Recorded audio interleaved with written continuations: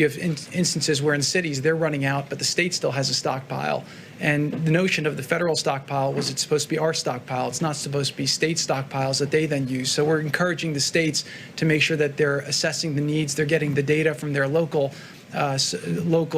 situations, and then trying to fill it with the supplies that we've given them. The same thing with the mask. So the N95 mask is... Yeah, you had one in the back, please. Mr. President, and a question for Jared, too. You talk about a granular approach to receiving data from these different states and regions to try and figure out what they need.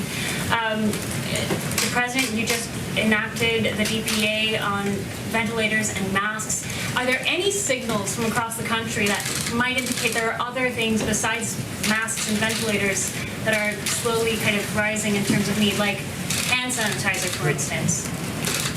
Sure. So the first issue that we've been dealing with was really the ventilators. That was the number 1, number 2, and number 3 from all the states. What we've been finding is that people have a lot of these requests based on the models. And what we've been trying to do over at FEMA is say to the states, well, if you would like ventilators, we need to see, first look in your states, right? So, for example, in northern Jersey, they're going down to southern Jersey and they're finding ventilators and trying to relocate them to where they have their hot spots.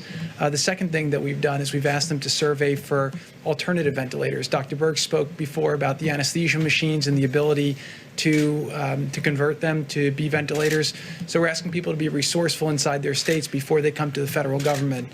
The third thing we've been asking states to do is to provide what their daily utilization rates are. So everyone's asking for everything. One congressman got a call from his local hospital saying, I need 250 ventilators.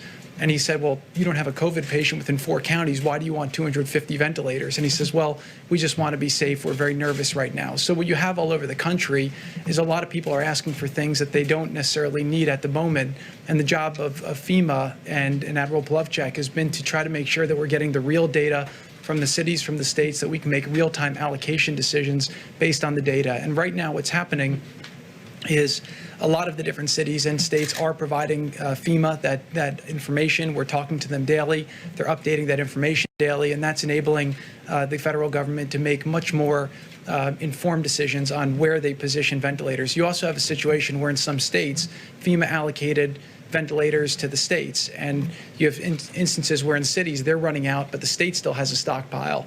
And the notion of the federal stockpile was it's supposed to be our stockpile. It's not supposed to be state stockpiles that they then use. So we're encouraging the states to make sure that they're assessing the needs, they're getting the data from their local situations, and then trying to fill it with the supplies that we've given them.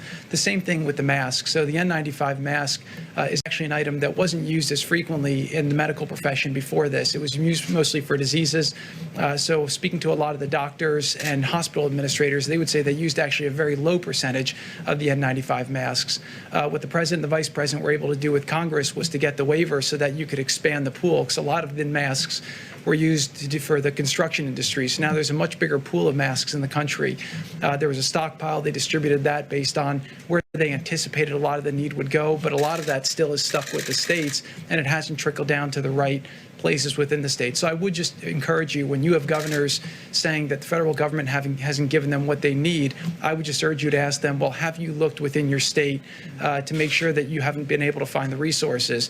Unlike other countries, a lot of the medical system in America is a private. It's not a public government controlled. So you have to get the data from what's in their state, look at it in that way, and then make sure that they're being resourceful in a way to do that. And also ask them what their utilization percentage is, because if one governor is asking for more ventilators and if the federal government sends them more than they need, the goal here is not to have ventilators sitting in a warehouse where you have another state where you have people who need them. So what we're trying to do is make informed, data-driven decisions both on ventilators, masks, any other supply we can get to make sure it's going to the people who need them.